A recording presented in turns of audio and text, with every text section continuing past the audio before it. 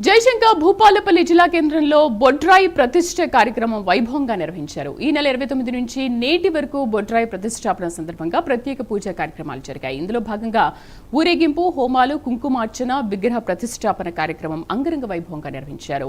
ప్రజల శ్రేయస్సు కొరకు 25 ఏళ్ల క్రితం కర్రలతో చేసిన విగ్రహాలను ప్రతిష్ఠించగా వాటి స్థానంలో శిలా విగ్రహాలను తిరిగి పునః ప్రతిష్ఠించారు. విగ్రహ ప్రతిష్టలు, దిష్టి కుంభం, అమృత స్నానం, శాంతి కళ్యాణం, బ్రాహ్మణ ఆశీర్వచనం వంటి ప్రత్యేక కార్యక్రమాలు నిర్వహించారు.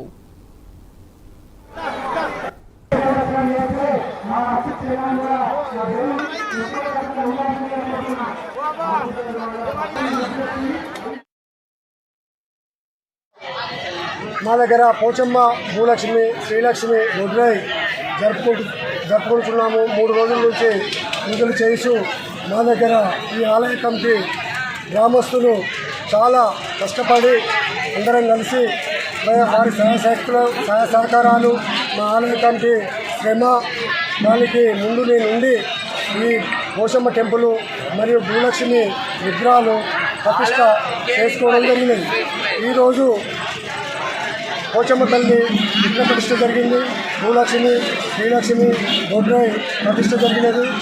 చాలా జనము, ఇప్పటికీ ఒక 5-6 వేల జనం వచ్చి పూజలు చేసుకొని కుంకుమ పూజ, హోమము, ఇలా గుమ్మడికాయ పూజ చేసుకొని మా గ్రామస్తులందరూ కాకతీయ కాలనీ, అక్కిరిగడ్డ, ఆదిగారివాడ, శ్యామగడ్డ ప్రజలందరికీ దేవుడు ఇళ్ళవేళలా వారి అందున ఐదారైతులతో సహాయ సహకారాలు అందించాలని, ఈ ప్రోగ్రాముకు అందరూ మీడియా మిత్రులు ప్రతి ఒక్కరూ ఎవరి వంతు వారు సాయం చేసి మమ్మల్ని